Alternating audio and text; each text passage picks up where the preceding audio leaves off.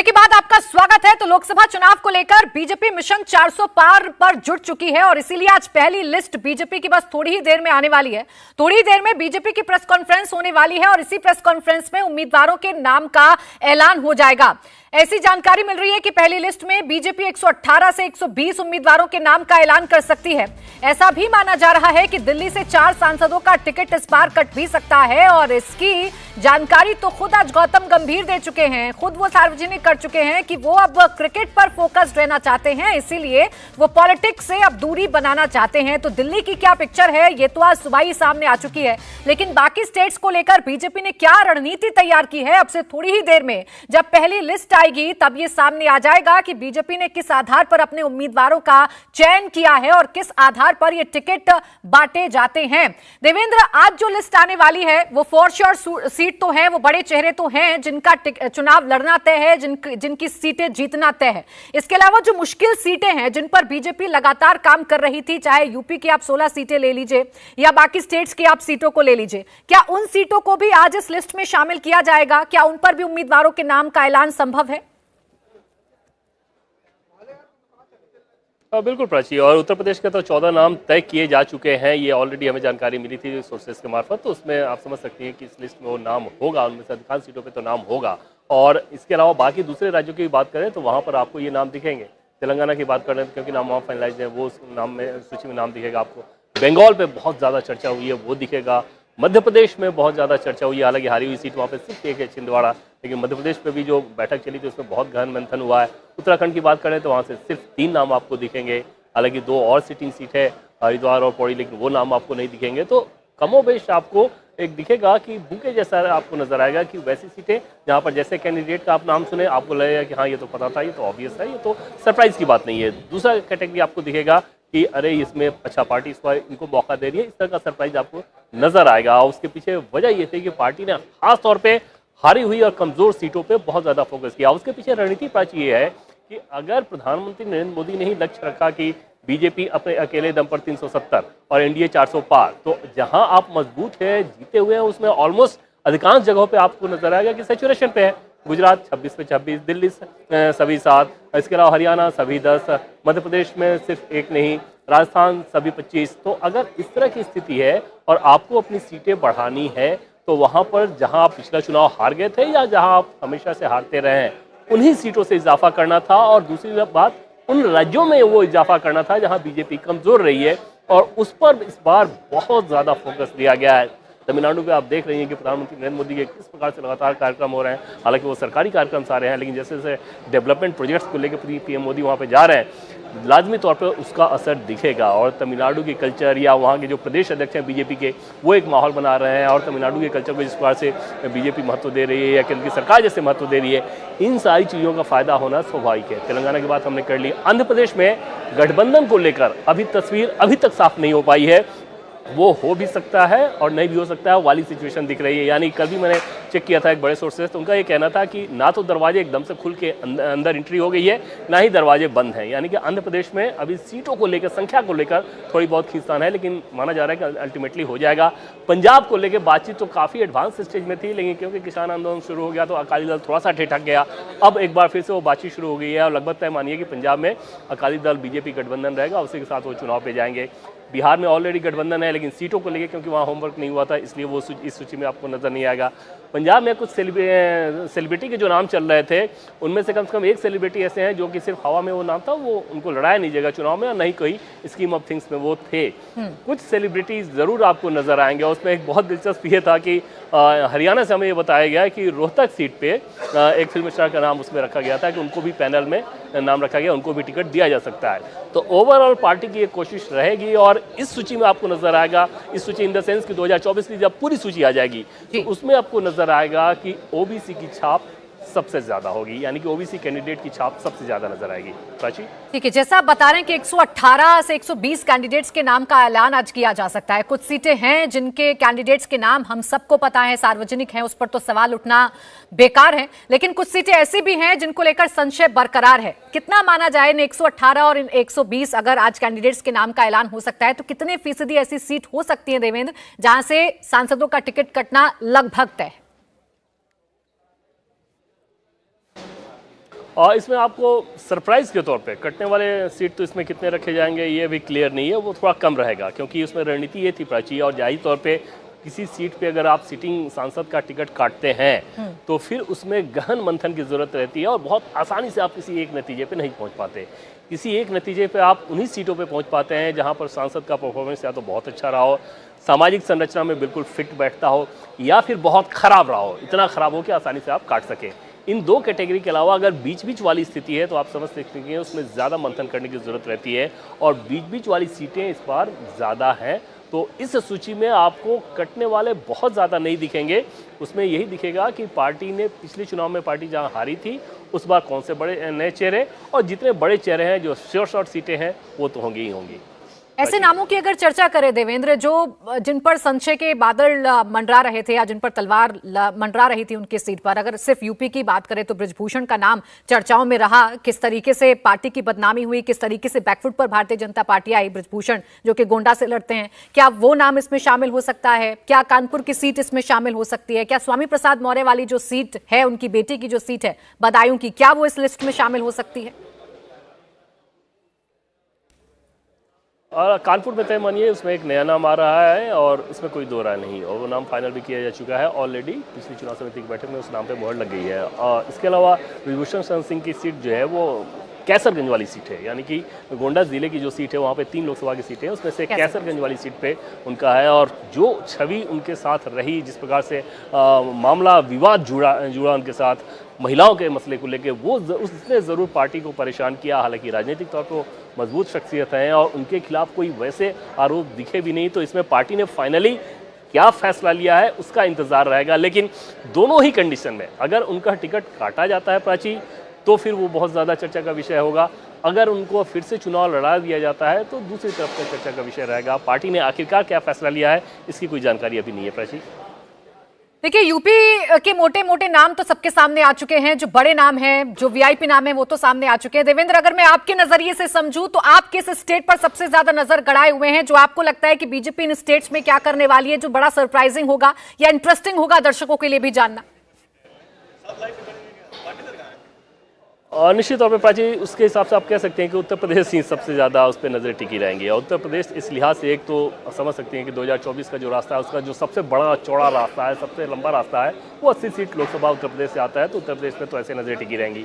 BJP की इस बार कोशिश है, और जो बार बार बीजेपी के नेता ये दावा भी कर रहे हैं कि सभी 80 की 80, तो कम से कम पार्टी उस आंकड़े के करीब तक पहुँच जाए। उस लिहाज से एक एक सीट पे काफ़ी बारीकी से चयन किया गया है। कास्ट इक्वेशन को बहुत ज़्यादा ध्यान में रखा गया है। जैसे पूर्वांचल की अगर बात कर लें तो पिछली बार पार्टी का पूर्वांचल में अच्छा प्रदर्शन नहीं रहा था। घोसी की सीट पार्टी हारी थी, गाजीपुर की सीट हारी थी। तो इस तरह के इक्वेशन पिछली बार रहे, जो कि समाजवादी पार्टी, बसपा, कांग्रेस, क्योंकि तीनों एक साथ हो गए थे, तो उनका जो कास्ट कॉम्बिनेशन है वो बड़ा एक बुके बन जाता है। वहाँ पर बीजेपी को कुछ सीटों पर पूर्वांचल में नुकसान हुआ था। इसके अलावा पश्चिम यूपी में भी नुकसान हुआ था। इस बार वैसी स्थिति एक तो है नहीं, बसपा अलग है। दूसरी बात कि बीजेपी ने उस हार के बाद ही काफ़ी ज़्यादा काम किया है और इतनी सतर्कता बरती जा रही है कि जो हमें अभी जानकारी मिली कि अभी तक जो बैठक हुई है, जितना मंथन हुआ है, अभी भी पूर्वांचल की कई सारी सीटों पर पार्टी अंतिम निर्णय पर नहीं पहुंच पाई है। गाजीपुर में क्या होगा, बलिया में क्या होगा, इस तरह के फैसले, क्योंकि एक सीट का असर दूसरे सीट पे भी होता है, वो अंतिम निर्णय पे नहीं पहुंच पाए हैं। इतना ज़रूर है कि बताया जा रहा है कि पार्टी की पूरी कोशिश है कि जैसे गाजीपुर के उदाहरण की बात कर लें तो अफजल अंसारी को इस बार पार्लियामेंट नहीं पहुंचने देना है, और वहाँ जो आप फैसला लेंगे उसका दूसरी सीट पर भी असर होगा। घोसी राजभर को दिया जा रहा है, वहाँ पे कैंडिडेट कौन होंगे, उनका कास्ट कॉम्बिनेशन क्या होगा, जौनपुर की सीट पे आपको किसी को लड़ाना है, इन सारी चीज़ों को लेकर बहुत ज़्यादा मंथन किया जा रहा है। और वही स्थिति रहेगी पश्चिम उत्तर प्रदेश में। पश्चिम उत्तर प्रदेश में कुछ बड़े नाम आपको ऐसे दिख सकते हैं, कम से कम 2 नाम ऐसे दिख सकते हैं जिनको झटका लग सकता है। हालांकि इस सूची में होगा या नहीं उसका फिलहाल इंतजार रहेगा। उत्तर प्रदेश की संख्या के हिसाब से बात करें, सोर्सेज ने हमें ये बताया था कि तकरीबन 48 सीट पे तो ऑलरेडी मुहर लगाया जा चुका है उत्तर प्रदेश की लोकसभा सीटों पर। राशि, जब उत्तर प्रदेश का जिक्र हम देवेंद्र कर रहे हैं तो जो सीटें भारतीय जनता पार्टी के लिए मुश्किल रही हैं उस पर तो बीजेपी अपनी रणनीति बनाई रही है, लेकिन जो गढ़ है समाजवादी पार्टी का, जो समाजवादी पार्टी के परिवार का गढ़ है, चाहे हम मैनपुरी का जिक्र कर लें, आजमगढ़ का जिक्र कर लें, कन्नौज की भी चर्चा इसमें होती है, गाजीपुर की तो बात आप कर ही रहे थे, क्या इन सीटों पर भी मंथन हो गया है? क्या समझें कि पहली लिस्ट में यह भी क्लियर हो जाएगा? समाजवादी पार्टी तो अपने उम्मीदवारों का ऐलान कर ही चुकी है इन सीटों पर। कन्नौज में सुब्रत पाठक के बारे में ही जानकारी दी गई थी कि सुब्रत पाठक को एक बार फिर से वहां पर उतारा जाएगा। इसके अलावा आजमगढ़ को लेके ज़रूर एक ये था कि क्या वहां फिर से निरहुआ को वहां से लड़ाया जाए या उनको कहीं और भेजा जाए, उस पर ज़रूर एक चर्चा चली थी। और ऐसी कुछ से मनोज पांडे की बात कर लें रायबरेली के हिसाब से, तो उनके बारे में बताया गया कि रायबरेली सीट क्योंकि पिछली बार फिर से बीजेपी हारी थी तो वहाँ पर मनोज पांडे को उतारा जा सकता है। तो इस तरह के होमवर्क वहाँ पर किए गए हैं। कुछ कैंडिडेट्स को लेकर ये डाउट था कि क्या उनको फिर से उसी सीट पर लड़ाया जाना चाहिए, अलग भेजा जाना चाहिए। जैसे बलिया की बात कर लें तो वीरेंद्र सिंह मस्त का टिकट कटने की आशंका ज़्यादा है और वो एक सरप्राइज़ होगा अगर उनको फिर से रिपीट कर दिया जाए। पश्चिम उत्तर प्रदेश की बात करें आप तो पश्चिम उत्तर प्रदेश में अधिकांश सीटें आपको ऐसी नज़र आएंगी। जैसे अलीगढ़ की बात कर लें, उसमें आपको कोई सरप्राइज़ नहीं नज़र आएगा। मथुरा की अगर बात करें तो शायद ही उसमें कोई सरप्राइज हो, उसमें सरप्राइज नज़र नहीं आएगा। मुजफ्फरनगर की बात करें तो उसमें कोई सरप्राइज नज़र नहीं आएगा। लेकिन बागपत की बात करें तो बागपत सीट क्योंकि जयंत चौधरी को दी गई है तो वहाँ पर सत्यपाल सिंह को वहाँ पर झटका लगेगा। दूसरी सीट बिजनौर की बात करें तो बिजनौर पिछली बार बीजेपी हारी थी, इस बार वो आरएलडी को दिया गया है। तो वहाँ से मलुक नागर जो कि बीएसपी के सांसद हैं वो चुनाव वहाँ से लड़ सकते हैं। उनकी जयंत चौधरी के साथ मुलाकात भी हो चुकी है। अमरोहा की सीट भी पिछली बार बीजेपी हारी थी, वहाँ पर पार्टी ने इस बार काफ़ी मशक्कत किया है, काफ़ी होमवर्क किया है। तो पश्चिम उत्तर प्रदेश में जो नुकसान हुआ था खासतौर पे 3 दलों के एक साथ आने और मुस्लिम वोटों के एक तरफा ध्रुवीकरण के हिसाब से, उस डैमेज कंट्रोल को पार्टी कैसे पूरा कर सकती है। बीएसपी गठबंधन की तस्वीर साफ होने से पहले ही पार्टी ने उस पर होमवर्क किया था। अब क्योंकि बीएसपी तो उस गठबंधन में है नहीं तो पार्टी के लिए थोड़ा और आसान काम हो गया है और पार्टी ये मानकर चल रही है कि पिछली बार जैसे नतीजे जो कि पश्चिम यूपी या पूर्वांचल में जो नुकसान हुआ था इस बार वैसा देखने को नहीं मिलेगा। अच्छा, यूपी में तो बड़ा टारगेट बीजेपी लेकर चल रही है और कंफर्टेबल सिचुएशन में बीजेपी है। उन सीटों पर भी मार्किंग की गई है जो सीटें बीजेपी के लिए मुश्किल थी और वहां पर पहले से होमवर्क किया जा रहा है। लेकिन जो स्टेट ही बीजेपी के लिए मुश्किल है और समझा जा रहा था, खासकर मैं बंगाल का जिक्र करूं, क्या उन सीटों का भी ऐलान किया जाएगा? और अगर बंगाल को इस लिस्ट में शामिल किया जाएगा तो कौन सी ऐसी सीटें संभावित हो सकती हैं जिन पर पहले उम्मीदवार घोषित कर दिए जाएंगे लीड लेने के लिए? बंगाल को लेकर अगर बात करें प्राची तो वहाँ होमवर्क बड़ा दिलचस्प रहा है। वहाँ होमवर्क ये रहा है कि पहले बंगाल के लेके जो पिछली बार सीटें जो जीती थी और इस बार जो जीत सकती हैं और जहाँ पर जीतने की कम संभावना है उस तरह की कैटेगरी में बांट करके ऑलरेडी पार्टी वहाँ मेहनत कर रही थी, बहुत होमवर्क किया गया। उसके बाद जो कोर कमेटी की बैठक हुई थी तो वो बैठक, उस बैठक के बाद एक लिस्ट लेके जो दिल्ली चुनाव समिति की बैठक में लाया गया था, प्रदेश अध्यक्ष उनके थे, संगठन महामंत्री थे, प्रभारी थे, इन सारे लोग जब चुनाव समिति की बैठक में पहुँचे तो वहाँ कुछ और भी ज़्यादा उस पर चर्चा हुई और उसमें कुछ और भी राय दिया गया और हमें इस बात की जानकारी मिली कि उस सूची में काफ़ी फेरबदल फिर किया गया है। वहाँ के कुछ सांसद, खासतौर पर अगर नाम लेकर बात करना चाहें तो लॉकेट चैटर्जी जैसे, वो अपनी सीट बदलने के लिए एकदम से कोशिश कर रही थी। उनको ये बोल दिया गया था कि नहीं आपको उसी सीट पे फिर से लड़ना पड़ेगा। फिर अंतिम फैसला क्या हुआ, क्या उसमें कोई बदलाव हुआ, इन सारी चीज़ों को लेकर पार्टी ने चुनाव समिति में बहुत डिस्कशन किया और वो अंतिम नतीजे तक पार्टी किस नामों पे पहुंची है उसका फिलहाल इंतजार रहेगा। आसनसोल को लेकर बहुत ज़्यादा चर्चा हुई क्योंकि वहाँ पे पूर्वांचल के वोटर यानी कि यूपी और बिहार के वोटर्स बहुत ज़्यादा हैं, तो उस पर किस चेहरे को उतारा जाए। जो मशहूर भोजपुरी सिंगर हैं, जो कि फिल्म स्टार भी रहे हैं, भोजपुरी के फिल्मों के और गाना भी गाते हैं, पवन सिंह, वो सीट की डिमांड कर रहे थे और पिछले तकरीबन 1.5-2 साल से वो लगातार कोशिश कर रहे थे कि बिहार के रहने वाले हैं क्योंकि आरा की सीट उनको दे दी जाए। आरा एक ठाकुर बहुत सीट है लेकिन आरा ना दे के उनको सीधे आसनसोल भेजा गया है और ये माना जा रहा है कि शत्रुघ्न सिन्हा के लिए बहुत गंभीर और कठिन चुनौती होगी। तो इस तरह का होमवर्क बंगाल में भी काफ़ी किया गया और पार्टी को उम्मीद है इस बार ज़्यादा कि जिन राज्यों में हम सिचुएशन में है उससे तो रिटेन करेंगे, बंगाल, तेलंगाना, इस तरह के राज्य या आंध्र प्रदेश, इस तरह के राज्य हमें ज़्यादा संख्या देंगे जिससे हम 370 के आंकड़े को पार कर सकें।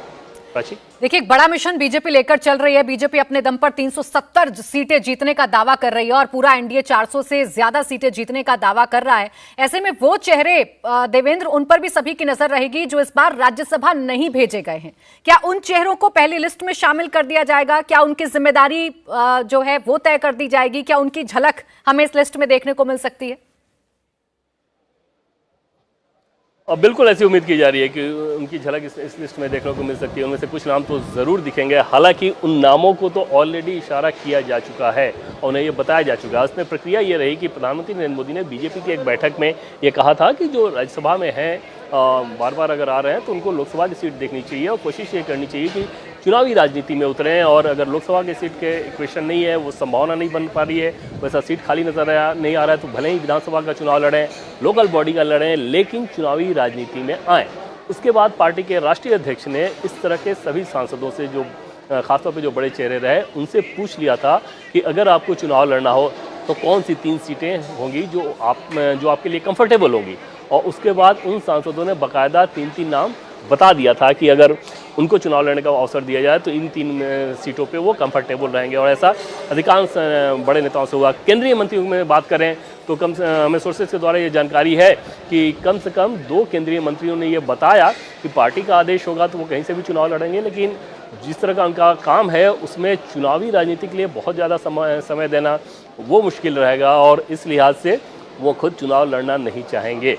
वो राज्यसभा के सांसद हैं, तो उस पर पार्टी ने अंतिम क्या फैसला लिया है या क्या लेगी, क्योंकि ये तो सूची अंतिम है नहीं, ये तो पहली सूची आ रही है, आगे क्या होना है उसका फिलहाल इंतजार रहेगा। लेकिन कमोबेश अधिकांश लोगों को, खासतौर पे जो बड़े चेहरे हैं जो कि राज्यसभा के सांसद हैं या केंद्र में मंत्री हैं, उनको बता दिया गया है। उसमें नाम की अगर आप बात कर लें जैसे राजीव चंद्रशेखर, उनको बताया गया है कि तिरुवनंतपुरम की सीट पे आप होंगे।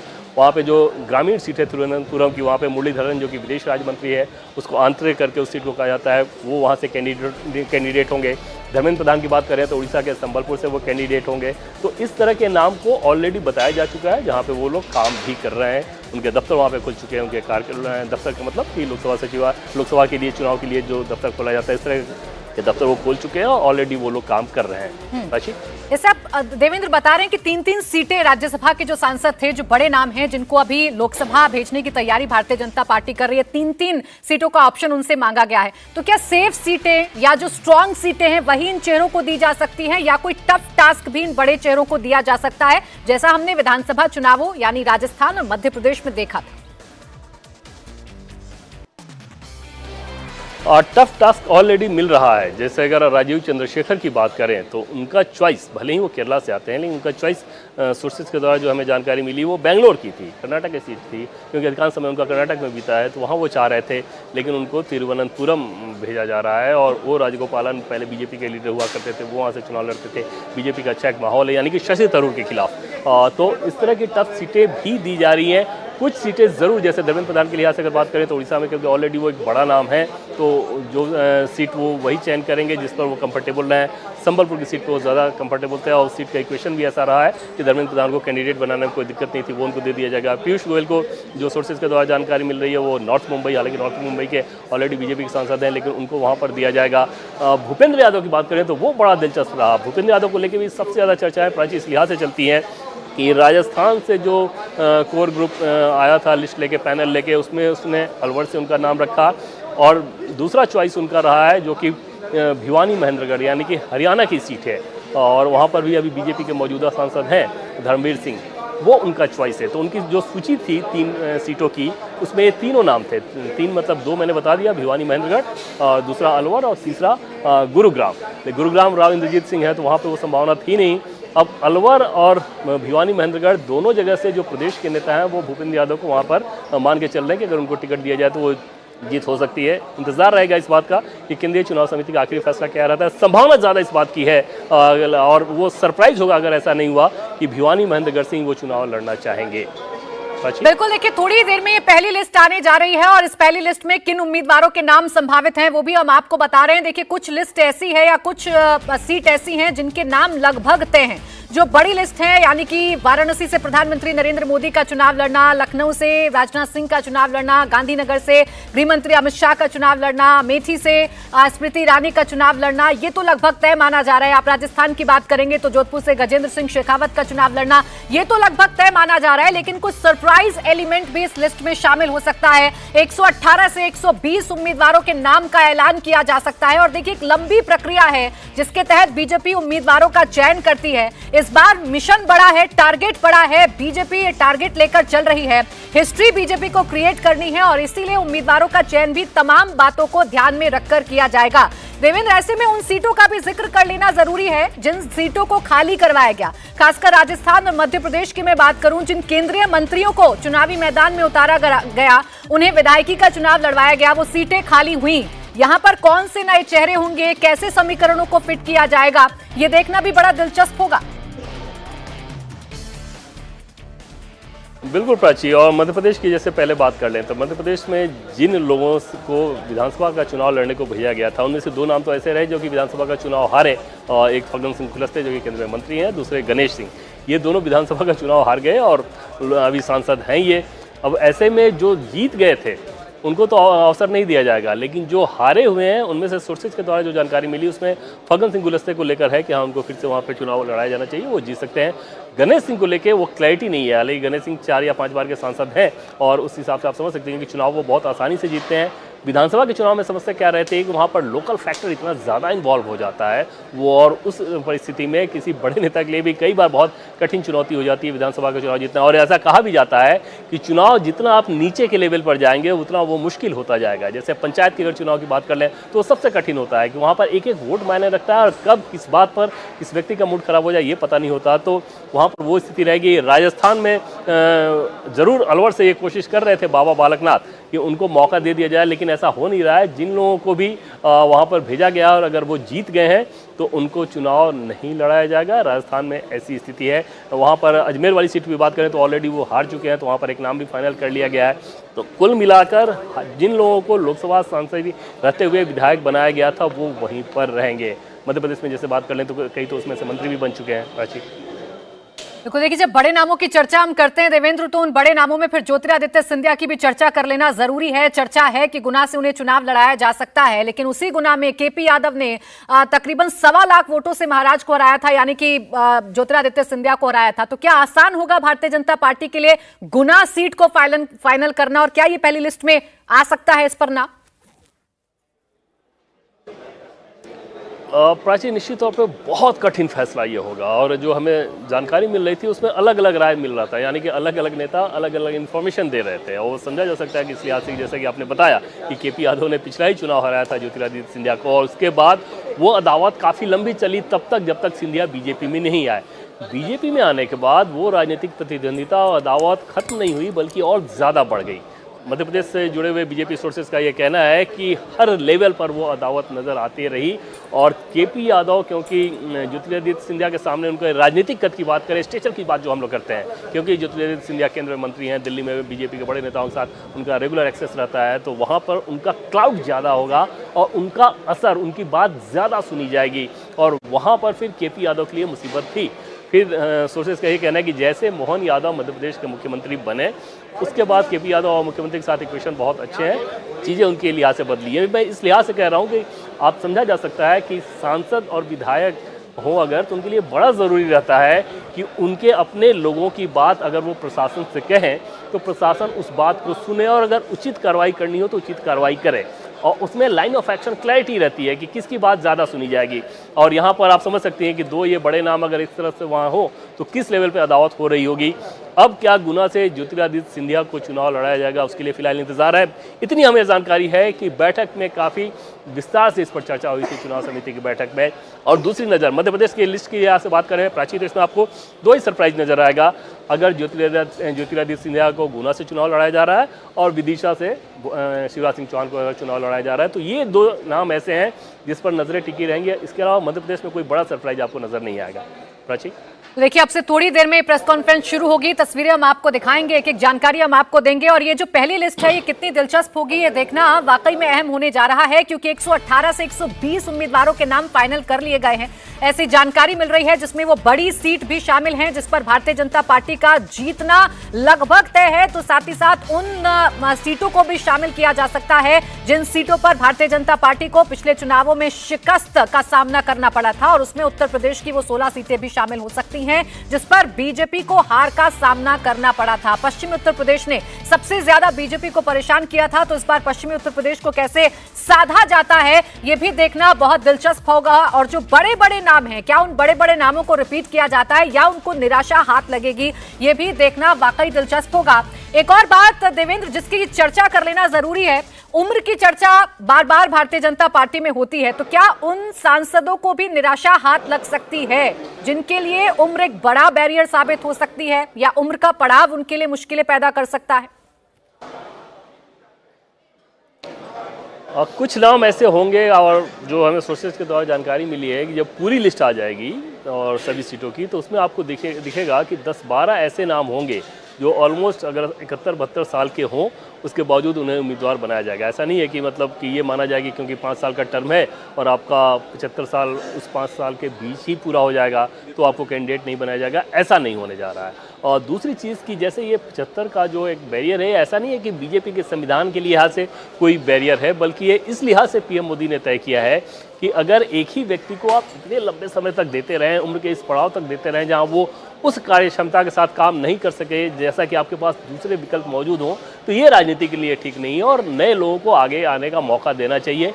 इस लिहाज से उन्होंने बहुत हद तक इस काम को किया है, लेकिन वो कोई ऐसा मसला नहीं रहेगा कि इसको इतना स्ट्रिक्टली फॉलो किया जाए कि हर एक केस में आपको वही काम करना है। अगर सांसद बहुत एफिशिएंट है, बहुत अच्छा काम कर रहा है, उसी एक्टिविटी के साथ काम कर रहा है जो कि अपेक्षाकृत कम उम्र के सांसद काम कर रहे हो, तो वहाँ पर फिर वो टिकट काटने का कोई आधार नहीं बनता। तो वहाँ पर आपको ओवरऑल लिस्ट में प्राची बहुत फ्लेक्सिबिलिटी दिखेगी, कोई बहुत हार्ड एंड फास्ट रूल नहीं दिखेगा। प्राची देखिए, पहली लिस्ट आने जा रही है और इस पहली लिस्ट के आने के साथ ही बीजेपी किस बिना पर टिकट दे रही है और किस बिना पर उम्मीदवारों का चयन किया जा रहा है, ये भी कुछ हद तक साफ हो जाएगा। इन दिनों भारतीय जनता पार्टी जिन वोटर्स पर सबसे ज्यादा फोकस कर रही है वो महिला वोटर्स भी हैं। देवेंद्र, और इस बार चर्चा की जा रही है कि महिलाओं की भागीदारी इन चुनावों में ज्यादा होगी, यानी ज्यादा महिला उम्मीदवारों को टिकट दिया जा सकता है। तो क्या पहली लिस्ट से ही रिफ्लेक्ट होना शुरू हो जाएगा? और बिल्कुल प्राची, और 4 चीज़ें आप तय मानिए कि इस बार बीजेपी की जो पूरी फाइनल सूची आ जाएगी तो उसमें आप 4 चीज़ों को देखेंगे कि एक तो उसमें महिलाओं की संख्या पिछले चुनाव में बीजेपी ने जितने महिलाओं को लड़ाया था उससे कुछ ज़्यादा होगी। हालांकि एक पॉलिटिकल कंपल्सन का तो ध्यान आपको रखना ही होता है, क्योंकि ऑलरेडी अगर आप चुनावी पॉलिटिक्स में है तो विजिबिलिटी वो सबसे अहम होता है। अगर आप जीत ही नहीं रहे हैं तो फिर आपके फैसले का कोई बहुत ज़्यादा मतलब हो नहीं जाता। लेकिन उन परिस्थितियों में, उन मर्यादा के भीतर, उन सीमाओं के भीतर जो अधिकतम दिया जा सकता है महिलाओं के नाम, वो आपको दिखेंगे बीजेपी की सूची में। दूसरा, आपको दिखेगा कि यूथ को इस बार ज़्यादा मौका देने की बात है और आमतौर पर प्रधानमंत्री नरेंद्र मोदी ने तो ये एक तरह से ट्रेंड सा चला रखा है कि आपको आगे की बीजेपी तैयार कर देनी है। वैसी बीजेपी, वैसे नेता जो कि बीजेपी का नेतृत्व अगले 15-20 साल करेंगे हर एक क्षेत्र में, हर एक जगह पर, उस तरह की पौध तैयार की जा रही है और ये आपको हर फैसले में दिखेगा। जिला अध्यक्ष से लेकर ऊपर तक संगठन के अगर आप फैसलों को देखें उसमें आपको उस तरह के नाम, उस तरह की चीज़ें दिखेंगी जो कि 50-55 साल के अगर उम्र का कोई व्यक्ति है, परिवार से आता है, बीजेपी परिवार से आता है, विचारधारा का है, तो उस तरह के व्यक्ति को आगे बढ़ाया जाएगा। दूसरी चीज़ आपको दिखेगी, किसानों को, किसानी बैकग्राउंड वाले व्यक्ति को, इस बार फार्मर्स वाला बैकग्राउंड वाले व्यक्ति को उसमें ज़्यादा तरजीह दी जाएगी। और सबसे इंपॉर्टेंट ये रहेगा कि इस बार कैंडिडेट में एक बार फिर से, पिछली बार भी ओबीसी कैंडिडेट बहुत ज़्यादा थे, इस बार उसमें कुछ और इजाफा आपको नजर आ सकता है। प्राची, तो देखिए, भारतीय जनता पार्टी जो विचारधारा लेकर चल रही है, जिन बातों का जिक्र प्रधानमंत्री नरेंद्र मोदी अपनी रैलियों में करते हैं, उसका रिफ्लेक्शन भी इस लिस्ट में देखा जा सकता है। अब से थोड़ी देर बाद ये प्रेस कॉन्फ्रेंस शुरू होगी और पहली लिस्ट भारतीय जनता पार्टी के सामने आएगी। बीजेपी की लिस्ट जिसमें कई सरप्राइज एलिमेंट हो सकते हैं, कई बड़ी सीटों का ऐलान हो सकता है, कई बड़े ऐसे चेहरे हैं जिनके टिकट भी काटे जा सकते हैं, ऐसा माना जा रहा है। और सबसे ज्यादा नजर अगर टिकी हुई है तो वो उत्तर प्रदेश पर टिकी हुई है, क्योंकि एक बड़ा टारगेट उत्तर प्रदेश से भारतीय जनता पार्टी लेकर चल रही है। लोकसभा सीटों के लिहाज से अगर आप समझेंगे तो 80 लोकसभा सीटें उत्तर प्रदेश में हैं और इस बार बीजेपी 80 में से 80 सीटें जीतने का टारगेट लेकर चल रही है। तो ऐसे में उम्मीदवारों का चयन कितना होगा और कितने उम्मीदवार आज उत्तर प्रदेश के घोषित हो जाएंगे, ये भी देखना दिलचस्प होगा। लेकिन जब जब हम उत्तर प्रदेश का जिक्र करते हैं देवेंद्र, तो कई ऐसे नाम हैं जो टिप्स पर सामने आ जाते हैं, जिनके टिकट को लेकर संशय आज से नहीं बल्कि कई दिनों से बरकरार है। चाहे आप बरेली से मौजूदा सांसद संतोष कुमार का जिक्र कर लीजिए, पीलीभीत से सांसद वरुण गांधी का जिक्र कर लीजिए, सुल्तानपुर से मेनका गांधी का जिक्र कर लीजिए, तो क्या संभावित है कि ये जो सीटें हैं ये फाइनल हो सकती हैं पहली लिस्ट में? इसकी संभावना मुझे कम नज़र आ रही है कि पहली लिस्ट में वो किया जाएगा, खासतौर पे तब अगर आपको काटना हो। और बीजेपी की अगर पॉलिटिक्स को देखें तो इन तीनों में नामों में एक नाम जो कि जिसको आप कह सकते हैं कि पार्टी के लाइन के हिसाब से एक न्यूसेंस फैक्टर जिसमें रहा, वो वरुण गांधी का। बाकी संतोष गंगवार की बात कर लें या मेनका गांधी की बात कर लें तो उनके साथ ये चीज़ रही नहीं है। वरुण गांधी के साथ ये ज़रूर रहा है कि कई बार, एक बार नहीं कई बार ऐसी बातें वो कहते रहे हैं जो कि कहीं ना कहीं ऐसा लगता है कि अपनी पार्टी को ही वो निशाना साध रहे हैं। बावजूद इसके पार्टी ने कभी भी उन पर रिएक्ट तक नहीं किया, पार्टी की तरफ से कोई उन्हें निर्देश नहीं दिया गया, पार्टी की तरफ से कोई अनुशासनात्मक कार्रवाई नहीं की गई। तो पार्टी उन सारी चीज़ों को बहुत गंभीरता से लेती नहीं है। अब इसमें देखना ये दिलचस्प रहेगा कि क्या अब जबकि टिकट देना है तो उनका टिकट काट दिया जाएगा, क्योंकि अगर टिकट काटा जा रहा है तो उसके बाद आप समझ सकती हैं कि वो उसके बाद न जाने क्या क्या बोलें, या फिर पार्टी जैसे ऑलरेडी उनको झेलते रही है इस रूप में कि आज नहीं तो कल शायद इनको सद्बुद्धि आ जाए, हो सकता है फिर उनको टिकट दे दिया जाए। तो इस पर तस्वीर साफ नहीं है और आज की सूची में इस पर क्लैरिटी नज़र आएगी, इसका मुझे संदेह है। आज की सूची ऐसी होगी ज़रूर प्राची जिस पर विवाद बहुत ज़्यादा ना हो, सरप्राइज कोई उस रूप में नज़र ना आए। आज की सूची आपको बहुत बैलेंस सूची नज़र आएगी। जो बड़े फैसले होंगे, कटे हुए नाम काटने वाले जो बड़े फैसले होंगे, वो आपको आगे की सूची में देखने को मिल सकता है। और समझा भी जा सकता है कि अगर कोई भी पार्टी अगर अपना शुभारंभ करती है तो वो शुभारंभ इसी नोट पे करना चाहेगी कि उस सूची में जितनी अच्छी बात हो जनता के बीच वही जाए, रिपोर्टिंग वही हो, चाहे टेलीविज़न हो या सोशल मीडिया हो या प्रिंट मीडिया हो, उन सब चीज़ों पर उन अच्छे पहलुओं की ही चर्चा हो, ना कि विवाद की चर्चा हो। और वो उसके लिए आगे का समय दिया जा सकता है। और हमें जानकारी भी मिली कि जिन जिन सीटों पे कटनों के लेके थोड़ा भ्रम था चुनाव समिति की बैठक में, उसको सीधे होल्ड पे डाला जाता रहा है। प्राची, यानी जो पहली लिस्ट होगी नैरेटिव के लिहाज से काफी अहम होने जा रही है। इस पहली लिस्ट में बड़े नामों को तो शामिल किया ही जा रहा है, खासकर उन सीटों को भी शामिल किया जा रहा है जो बीजेपी के लिए मुश्किल थी, या बीजेपी जिन सीटों को पिछली बार हारी थी, 2019 के चुनावों में हार का सामना करना पड़ा था। बहुत ज्यादा इस लिस्ट से ये उम्मीद नहीं जताई जा सकती, जैसा कि देवेंद्र बता रहे हैं कि बहुत बड़ा कोई सरप्राइज हो सकता है या बड़े नामों को काटा जा सकता है। पहली लिस्ट ऐसी लिस्ट होगी जिससे कम से कम एक नैरेटिव को बिल्ड कर दिया जाए। और भारतीय जनता पार्टी की राजनीति को अगर हम देखेंगे देवेंद्र, तो बीजेपी नैरेटिव बनाने वाली पार्टी है। वो नैरेटिव बनाती है और उसके हिसाब से विपक्षी अपने जो रणनीति है उसको सेट करते हुए नजर आते हैं। अब पहली लिस्ट बीजेपी ऐसे समय में जारी कर रही है जब इंडिया गठबंधन की सीट शेयरिंग कई राज्यों में फाइनल नहीं हो पाई है। ये कितनी बड़ी मनोवैज्ञानिक बढ़त बीजेपी बनाने जा रही है अपने विपक्षियों पर?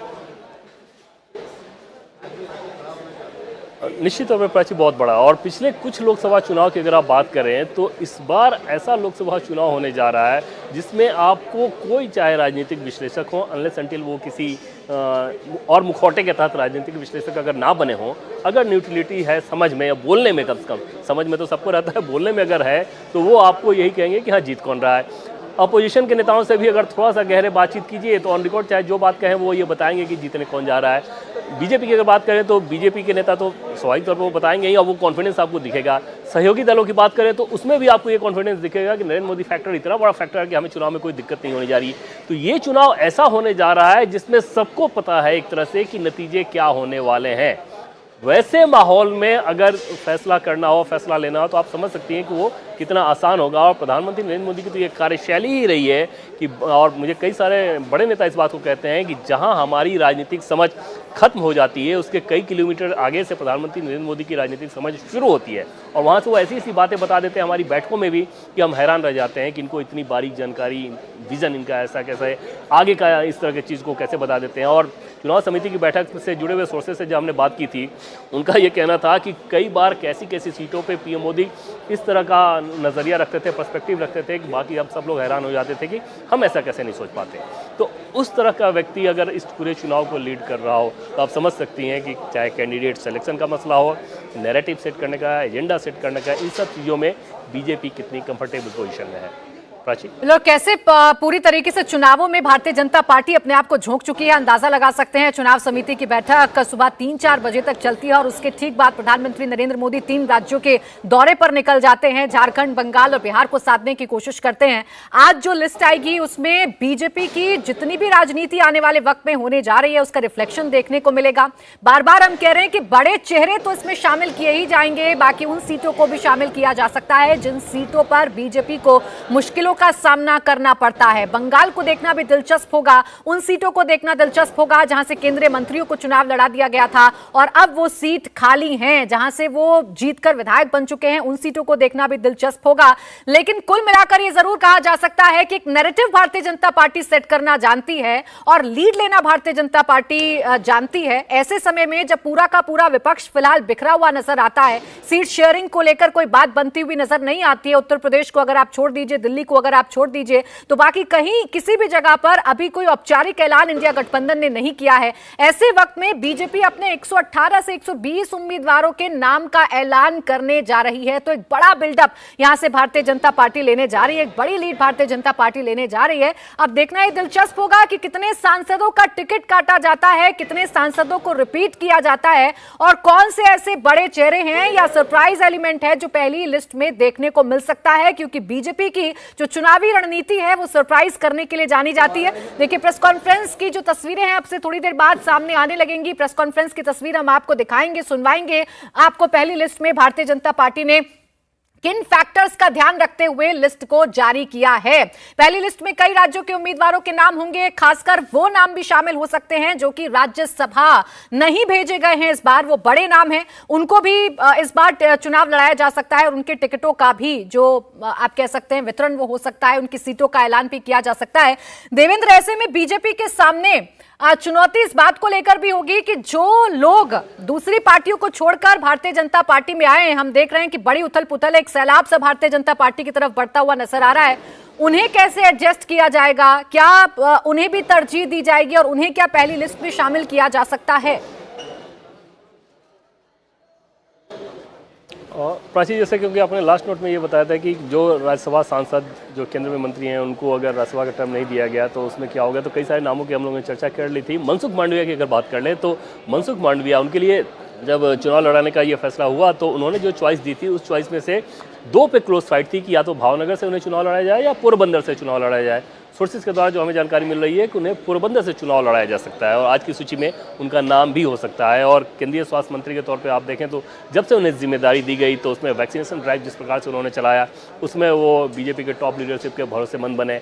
देवेंद्र, मैं आपको बीच में रोक रही हूं। इस वक्त प्रेस कॉन्फ्रेंस की तस्वीरें जो हैं वो सामने आने लगी हैं और इस प्रेस कॉन्फ्रेंस में अब सुनना दिलचस्प होगा, देखना दिलचस्प होगा कि बीजेपी की पहली लिस्ट में किसको जगह मिलती है।